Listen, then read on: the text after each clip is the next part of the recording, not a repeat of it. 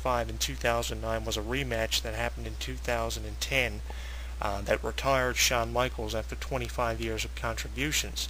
And usually that's the case. The only thing that can top an initial match is a rematch of the previous encounter. So nothing like Bret Hart versus The Rock, if it were to happen, I think would even surpass John Cena versus The Rock and what it's going to amount to. And another thing that I'm going to raise is the over-promotion of this match and the event going to ruin the match when it finally happens? It's obviously the WrestleMania main event. No titles are on the line. A lot of pride and bragging rights are definitely on the line. It's being promoted to hell on Facebook and Twitter. It's being talked about more. It's trending worldwide than anything else is on Twitter.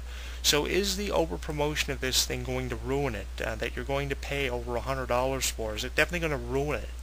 I think it is, to a certain extent, but that doesn't mean the match isn't going to deliver. We're going to see several rock bottoms, several of the attitude adjustments or FUs, whatever you want to call it, before this thing finishes and the stamp of finality is put on it. A lot of fans are favoring John Cena. I'm not saying John Cena doesn't have any fans. He has the majority of the female audience on his side to win this thing. The Rock has the majority of the male fans on his side. We're going to have a lot of Cena sucks chants, and we're going to have a lot of Cena go chants, or whatever you want to call it. It's going to definitely be divided down the middle, and it's going to be really interesting to see, what the fan response is. Obviously, The Rock's going to come out, the roof's going to blow off the place, Cena's going to be booed to hell, and then halfway through the match, fans are going to start to favor Cena, chant Cena sucks, go Cena go, and then you're going to have the other half chanting for The Rock. So we have kind of a divided audience. Over 70,000 people expected to be in attendance in the arena to see this match. And it's really going to be interesting to see what the crowd response to the match is. If it's anything like Goldberg versus Lesnar from WrestleMania 20, it's a match we're not going to want to see because the match was absolutely terrible. And there are the occasional idiots out there that refer to Goldberg versus The Rock as one of the greatest WrestleMania matches, Goldberg versus Lesnar as one of the greatest WrestleMania matches of all time, which is absolutely pathetic. I mean, to see that match replayed over and over and over again is absolutely pathetic for what the match was promoted to be. Here you had two icons, Goldberg and Lesnar, going to face off at WrestleMania, and the match wasn't even half of what it was promoted to be. Austin versus being the referee was the biggest attention drawer for that match. So I think that you definitely have to buy this pay-per-view with a bit of discretion. Definitely, it probably could amount to not what you're expecting it to amount to, so you always have to have that in the back of your mind. Let's just hope this match delivers. I'm just going to be happy when it's all so over and done with. I'm going to be happy to read the headlines and the results from WrestleMania 28, no matter what the results are.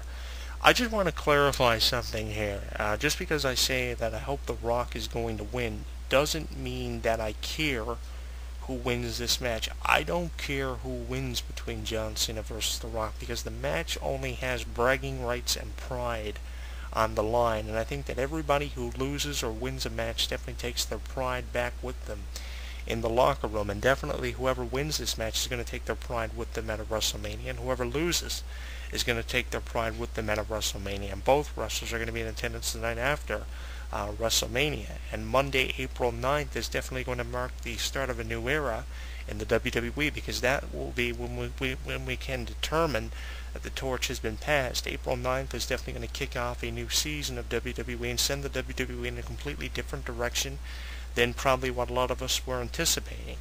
And another thing too is, I have heard a lot of people talk about WrestleMania and the outcome of The Rock versus John Cena. It seems like you never read anything positive about The Rock. Everybody wants John Cena to win, it seems like. I never read anything about The Rock potentially winning. I've read a couple of scenarios that a lot of fans believe could happen at WrestleMania. I've read everything from The Miz getting involved because of the jealousy. I've heard everything from Degeneration X screwing The Rock or John Cena out of their careers and taking everything away from them. I've heard so many unrealistic predictions. I've heard some predictions that could be legitimate ones. But the point is, I don't care. And I'm sure a lot of other fans don't care because of the amount of promotion this match has gotten. And the HBO Feel documentary, Once in a Lifetime, The Rock and John Cena documenting this match at WrestleMania and how much anticipation is put behind this thing, is just another publicity stunt for WWE to put this match over and ensure that WrestleMania gets over 1 million buys. I don't think we need things like the documentaries. I don't think we need other wrestlers weighing in on it. It's okay to have wrestlers weighing in on a crucial WrestleMania match every once in a while, but not every year, like we've recently been seeing with matches like The Undertaker versus Shawn Michaels and The Undertaker versus Triple H now for the second year in a row. I think that it's just being over-promoted, and all of this is just a publicity stunt to ensure that WrestleMania 28 is going to get over 1 million buys. Over the last previous 27 WrestleManias, WrestleMania has accomplished its goal of having over 1 million buys, regardless of what the main event is. I've seen WrestleManias as shitty as having Triple H versus Jericho for the undisputed title as the main event, a WrestleMania that took place in Toronto in 2002, the same WrestleMania that Hogan and The Rock faced each other at for the first time, and it got 1 million buys. So this year's WrestleMania should attain 1 million buys, regardless if Cena faces The Rock or not. Regardless if The Undertaker has his streak end or not, it will get 1 million buys because a lot of people are interested and want to find out what's going to happen at WrestleMania. Regardless of what you have on the card, it's an event that always gets 1 million buys. I think the only pay-per-view to come close to that was Unforgiven back in 2006, and no other pay-per-view has come close since then to surpassing the buys WrestleMania accumulates every year. I think eventually WrestleMania will be an event that will surpass over 1 million buys and probably be up in the 3 million, 4 million buys depending on what the match is. But I've seen atrocities when it comes to WrestleMania, and I hope this year isn't a definite atrocity, which seems to be the road it's heading down. Definitely the card looks impressive on paper, but when the card is put off, that will tell the story of what WrestleMania truly was. Was it an over-promoted disaster, or was it an over-promoted success? Those are the avenues we can travel down with WrestleMania. It can be a success or it can be a disaster, and in my opinion, with how much promotion this thing is getting, it could definitely be a disaster. I mean, the only match, aside from Cena versus The Rock, that is interesting to me is the best in the world versus the best in the world. And tying CM Punk's personal life into this match turned this match in a completely 360-degree direction, and is really hinting to me that CM Punk is going to overcome all the diversity that he's been faced with because of Jericho, and Jericho's going to lose. We've seen Jericho play a demon before in storylines. In 2008, he got tied up in Shawn Michaels' personal life with his family, and Shawn Michaels basically murdered him in a match at Unforgiven in 2008. And the same thing I can see happening to Jericho at the hands of Punk this year, as Punk will overcome all the diversity. I just hope Cena doesn't rise above the hate. I'm sick of seeing this wannabe Hulk Hogan coming out and thinking that he's the best because he backs up what he says. Yes, he says a lot of stuff to your face and gets away with doing it because he's John Cena, and he definitely says a lot of stuff that he could have been sued for if this was 1997. But the thing is, I'm just sick of seeing the match. I'm sick of hearing about it. I want a winner. I want results. I want photos. I want videos. To just see how this WrestleMania lived up to the hype. I don't think it's going to, like a lot of WWE big events have in the past. It hasn't.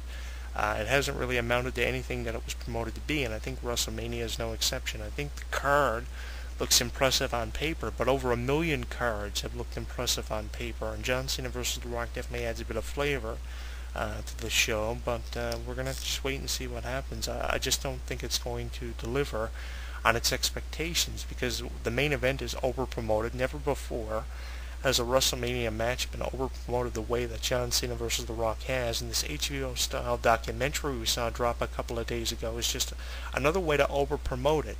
You know, back in 1989, we saw this match between Hulk Hogan and Andre the Giant, but the match wasn't promoted the way that The Rock versus John Cena is being promoted. We saw Goldberg versus The Rock in April of 2003.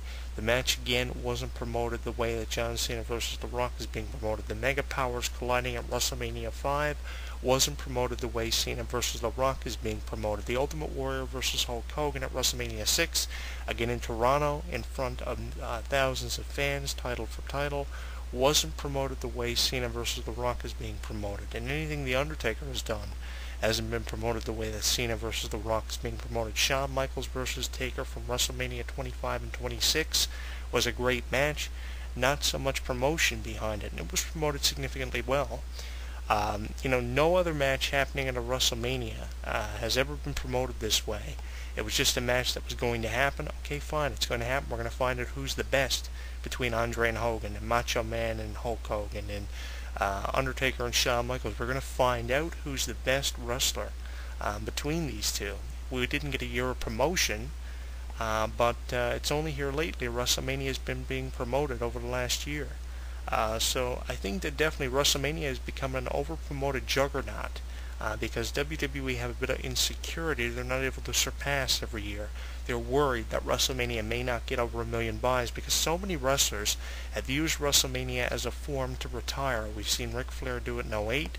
We saw Shawn Michaels do it in 2010. We're potentially going to see The Undertaker use WrestleMania 28 as his promotional form to retire. We've seen that kind of trend develop over the last number of years with a farewell Raw the night after WrestleMania for the wrestler who retired the night prior at that year's WrestleMania. WrestleMania has definitely gone through a transitional period where it's been known as an event that everybody wants to see to an event where everybody retires.